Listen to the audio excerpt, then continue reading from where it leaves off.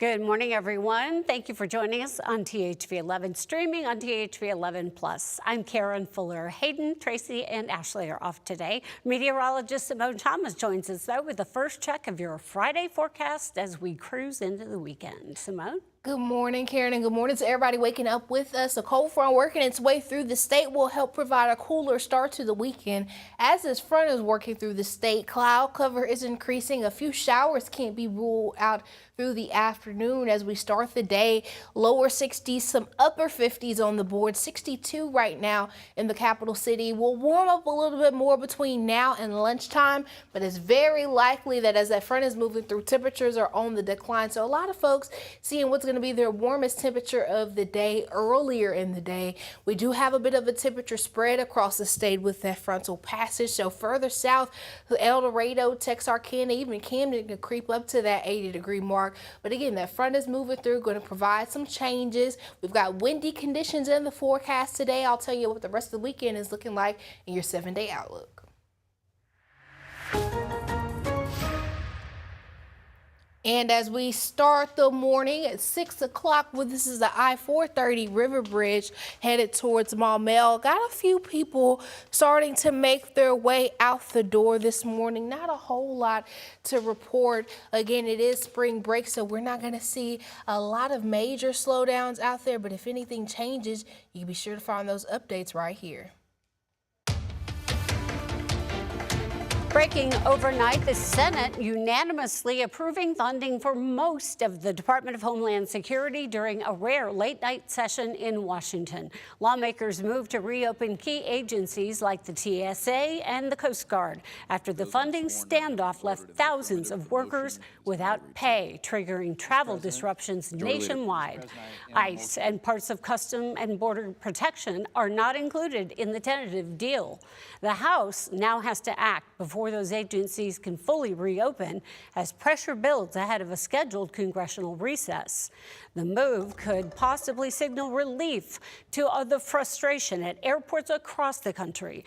The decision coming hours after President Trump said he was directing his new Secretary of Homeland Security, Mark Wayne Mullen, to ensure thousands of TSA workers get paid after going more than a month without a paycheck, and many are set to miss another one today.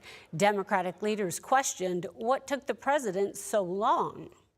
He's always had this ability, but clearly he wanted to hold TSA agents and the American people hostage. The Senate approved the funding measure overnight before leaving for a 2-week recess, sending the bill to the House for final action. Long airport lines, you've seen the video, and this week's deadly collision at New York's LaGuardia are fueling anxiety for people who don't enjoy flying. Even though flying is statistically safer than driving, millions of people still dread getting on a plane. CBS correspondent Shauna Mazel spoke with travelers in Houston who spent hours waiting in line and worrying. It's hurry up and wait at Houston's Intercontinental Airport, where passengers slowly move through an hours-long security line. Very frustrating. Carla Popoka thought traveling with a baby might get her past the lines, but that didn't happen. And now she's hoping it moves quickly. Just anxiety of not making it to our, gate because we were told it was going to be like a 4-hour wait. Up to 40% of travelers experience some level of flying-related anxiety.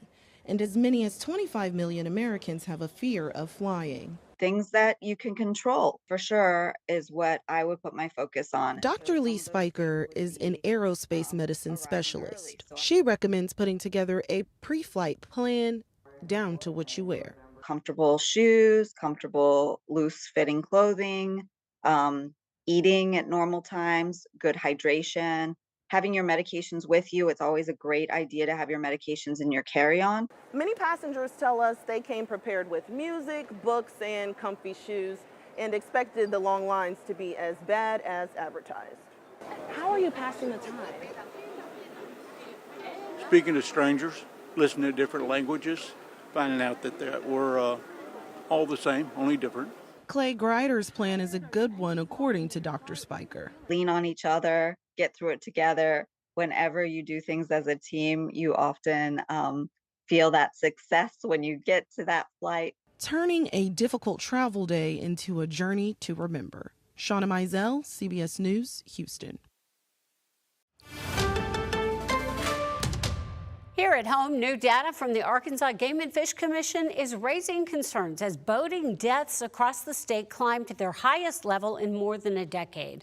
Officials say a combination of lack of attention, environmental factors, and low life jacket use are contributing to the increase. THV 11's Tamer Knight joins us to explain what's behind the troubling trend and what boaters can do to stay safe. Good morning, Tamer. Well, good morning, Karen. For many Arkansans, time on the water is meant for relaxation, but new numbers show it's becoming increasingly dangerous. According to the Arkansas Game and Fish Commission, boating deaths in 2025 reached an all-time high since 2009. A newly released report shows 17 people lost their lives in boating accidents last year. That number comes as overall boat accidents are also on the rise, jumping to 73, the most recorded since 2020. Spokesman Trey Reed says ahead of boating season, accidents are preventable and life vests do save lives. Is simply operator inattention, not keeping a proper lookout, either, hitting an obstruction like a bridge piling or a boat dock or another vessel. A life jacket is just like a seatbelt in your car. I mean, it is the best way to protect yourself in the unlikely event of an accident. Reed says only about 33% of boaters wear life vests, and of the 17 people who died last year, only one person had a vest on. Officials are encouraging boaters to take safety courses to better prepare before heading out on the water this season. Reporting for TAG 11 News, I'm Tamer Knight. All right, Tamer, thank you. Little Rock's grocery store on wheels is now open for business. It's been a week since the city launched the mobile market to bring fresh foods into neighborhoods without nearby grocery stores. City leaders say the grocery store on wheels is already drawing strong turnout, especially from residents who lack transportation. Organizers plan to keep going back to those communities every 2 weeks through April, and there's the possibility of adding more stops in the future. There's no grocery stores close within the area, and we're in a food desert. So the mobile market allows our tenants that sometimes are elderly or disabled or don't have the means or the transportation to get where they need to go, they can come to a place right here on site that will provide them with the healthy food needs that they have. The market's full April schedule is available right now on our website, thv11.com. And volunteers are stepping up in Little Rock today to help clean up a neighborhood park. The Keep Arkansas Beautiful Commission is partnering with the Doula Alliance of Arkansas for a community cleanup as part of the Great American Cleanup Campaign.